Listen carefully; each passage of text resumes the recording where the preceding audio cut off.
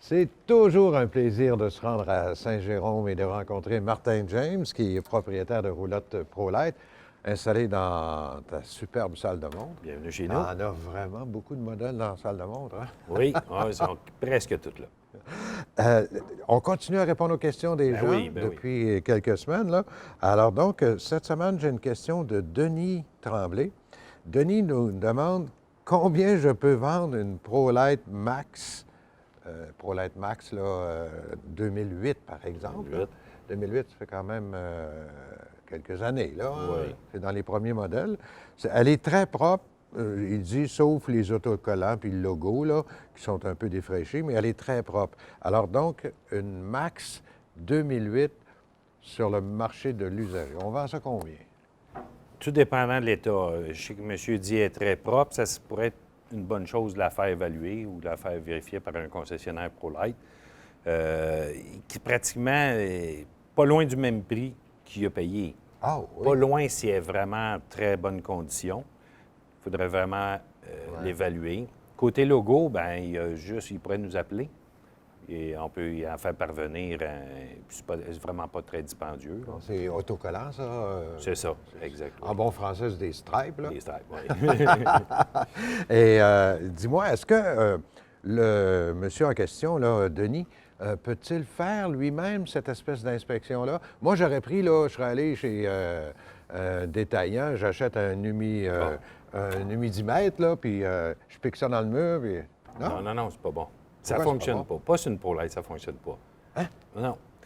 Les murs, la conception du mur, puis écoute, c'est le fun que tu en parles parce qu'on a eu beaucoup, des 2-3 dernières années, il y a une mode, là, et ils sont tous achetés des petits détecteurs d'humidité. Exact. Dans une ProLite, ça fonctionne pas. Pourquoi? L'isolant styrofoam qu'on met dans les murs est recouvert d'une pellicule d'aluminium. Ah, Donc, le capteur, il va tout le temps vous donner 80, 90, 100 d'humidité.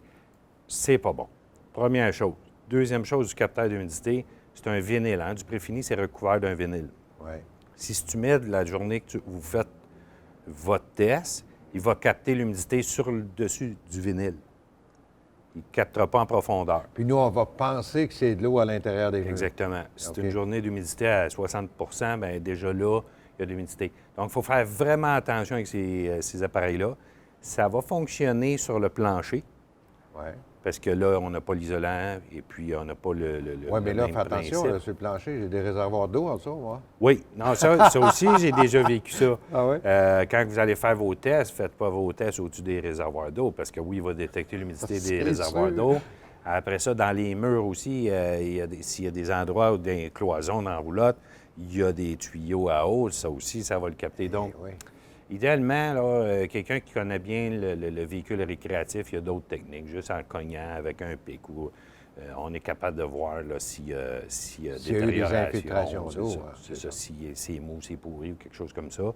Donc, faire très attention à cette technique de machine à humidité. L'humidimètre, là, L'humidimètre, qu'on c'est achète chez Canadian Tire, là, ou Canac ou ailleurs, là, c'est C'est pas ça. nécessairement fidèle à sa...